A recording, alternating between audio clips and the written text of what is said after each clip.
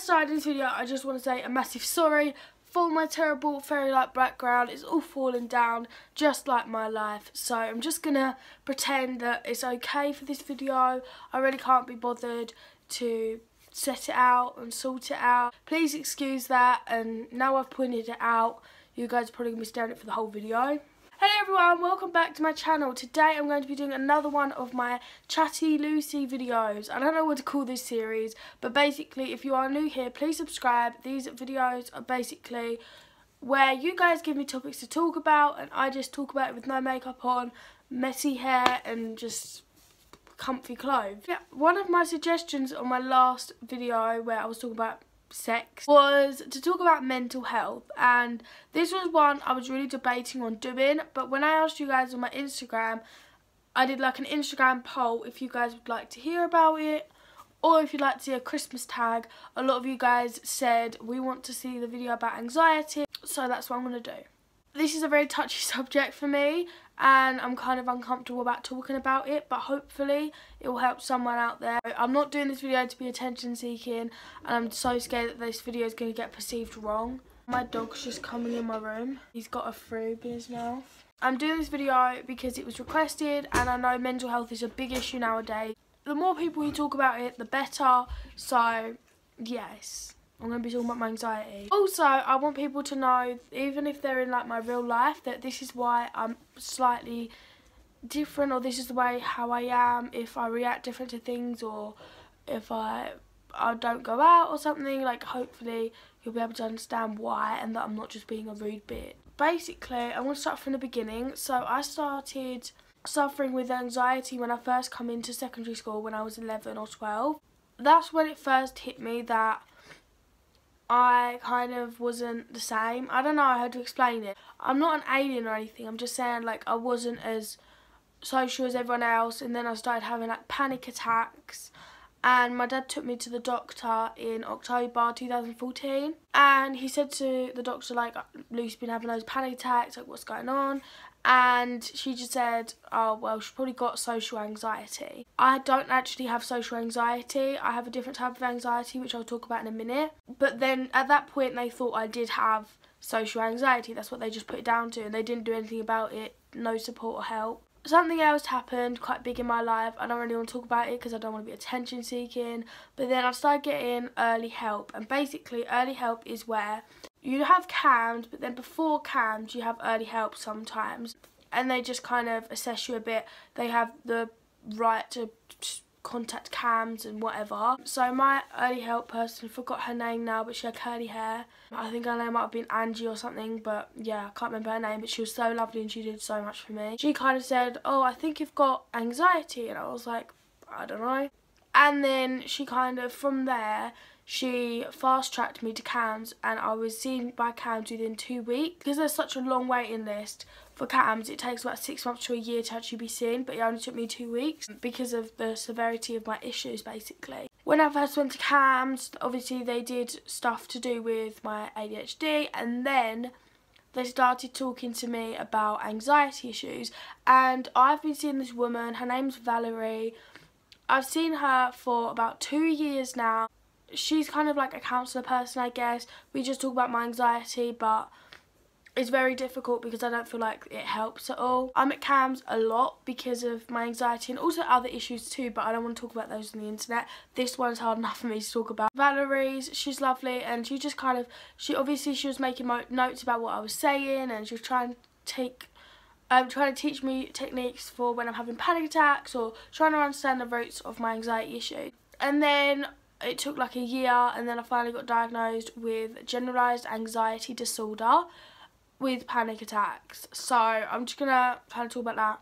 I was also diagnosed with very, very mild OCD, but I'm not going to talk about that. That is a type of anxiety too, but my OCD is not very severe at all. It's just kind of mild, so So yeah, and basically generalised anxiety disorder is where you have constant anxiety. You could be in your room like having a panic attack and you don't know why. It's just like this constant like cloud in your head, and the cloud's anxiety, and it just fills your mind all the time. It's kind of hard because I want to do things sometimes, like I want to go out with my friends, or I want to, you know, do things like normal people, and it just stops me, and I'm constantly in my room. Like, people wonder why I'm so antisocial, but hopefully this will help them get to understand a bit more. It's not that I don't want to go out, and it's not that I don't want to interact with people, it's that I can't. I feel like I can't. I'm never in school, and a lot of the time I just say, oh, I can't be bothered or whatever, but honestly it's because my anxiety is going mental, and it's nothing to do with school, it's nothing to do with anyone at school, nothing at all, nothing to do with that. It's literally just I feel so crazy that my mind's just going 100 miles an hour and my body's just 0 miles per hour. Like, I can't keep up with my own mind, and I have panic attacks and they're really horrible, and I hate going out. If I have a panic attack before I go out, I don't go out. I hate people seeing me having a panic attack because it makes me look weak, and I don't want to look weak.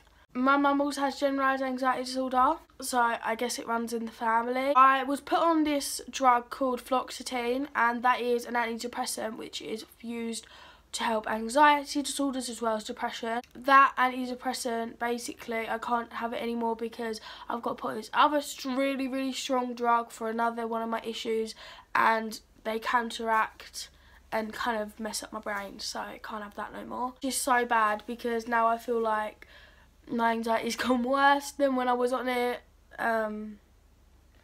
So yeah, life is great.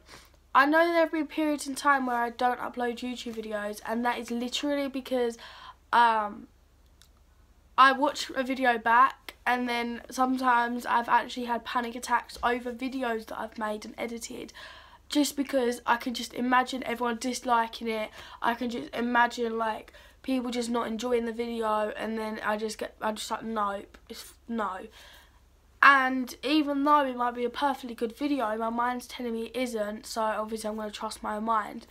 That's the worst thing about anxiety, because you want to trust your mind, you're meant to trust your mind because it's your mind, but it kind of plays tricks on you sometimes and stops you from doing things, stops you from being normal. And because I stop myself from going out, or you know, stop myself from going to school, I actually isolate myself and become really lonely, and it's not nice. People think, oh yeah, I love sitting at home watching Netflix all day, but when you don't have a choice in that, when you literally are sitting at home watching Netflix because you're too scared to leave your own house for no reason, it's not even a hobby anymore. It's more like, it's horrible, because when you actually isolate yourself from people, you just feel really alone, and you feel like no one's caring. And because when you do get invited to go out places and then you have to turn it down because you're scared, or your anxiety's just not right that day, then you don't get invited out anymore because people just assume you're never going to go out, and then you get isolated more, and then it is horrible. If you guys think you have an anxiety disorder, please get help. Don't sit there and self-diagnose yourself, because I find it really patronising when people do that. If you sit there and say, oh, I've got anxiety, but you've never been diagnosed, or you've never got help for it, I think it's kind of rude. You wouldn't go around saying, oh, I have a disease, but you have not been diagnosed with it. It's just disrespectful to the people who are actually going for it, if you know what I mean. I'll leave links down below for you guys to get help for anxiety disorders. There are loads of places you can get help from, or if you think you've got a mental health issue, you can go get help. It's fine. Like, if you want to talk to me about anything, you can. Obviously everyone's anxieties are different, everyone's got different triggers, everyone's minds are different, they work differently, so I might not be able to completely relate to you, and you might not be able to completely relate to me, but still, yeah. I want people to know that I have anxiety for a few reasons, one of them being that I am known for being a very bubbly, talkative person. On my channel, you guys know I'm very out there, I'm very loud, I'm very chatty, and I'm quite like in your face, and because of that, no one would ever assume that I have anxiety. So I kind of want to make this video to make people realise that just because someone seems loud and bubbly does not mean they don't have anxiety. We have good days and they have bad days, and I can't speak for all anxiety disorders, but I can speak for my own. That generalised anxiety disorder is really horrible because it's constant, and like I'm scared of things that I know will never ever happen. And the OCD part comes in when I'm scared of something that I think might happen. For instance, I'm scared of falling out of a tree or something. So to stop falling out of a tree, I have to like count to 5,000 in 10 minutes or something. That is what OCD is. It's where you're scared of something and you do something to stop the scare. It's not cleaning necessarily. I just want to put that out there for you guys. It is a genuine disorder. It's not some like, oh, I like cleaning. It's not like that. Yeah, I'm not going to carry on talking about that. If you ever see someone having a panic attack, I'm going to give you guys some advice on how to help them. Well, this is what I think would help me, but obviously it might help some other people too. Be calm and just try and reassure them. Don't sit there being like, what are you doing? Are you crazy? Genuinely just sit there and try and reassure them, make sure they're okay with them, or like calm them down. Just stay there, like hold their hands, just be like, look, you're okay. Try and get them to ground. Grounding is a really good thing. Basically, it's where you kind of, when you're having a panic attack and you think about your body, for instance, so you think, okay, I've got my toes, I've got my foot, I've got my ankles, I've got my leg. Go through your parts of your body, because then you're focusing on that and not the fear. Another one that my dad tells me is to count down from your age, but I'm only 15, so that doesn't really work. Breathe 5 in and 7 out. My dad got me this special rock, and basically, I know it sounds kind of weird, it's just weird. Basically, you hold it when you have a panic attack because it's real, and you know that's real, and your fear's not real. So you can kind of focus on the rock or whatever item it is. Be like, okay, this is a real item, the fears in my head aren't real. I get overwhelmed a lot, and sometimes my overwhelmedness becomes anger, and that's not uncommon.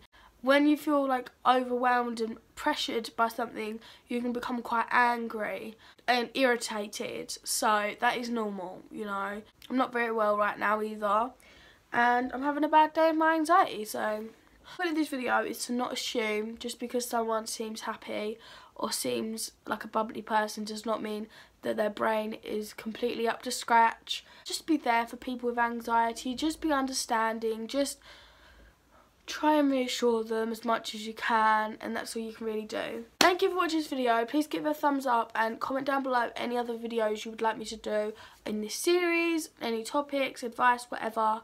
Love you guys, and I'll see you in my next video. Bye.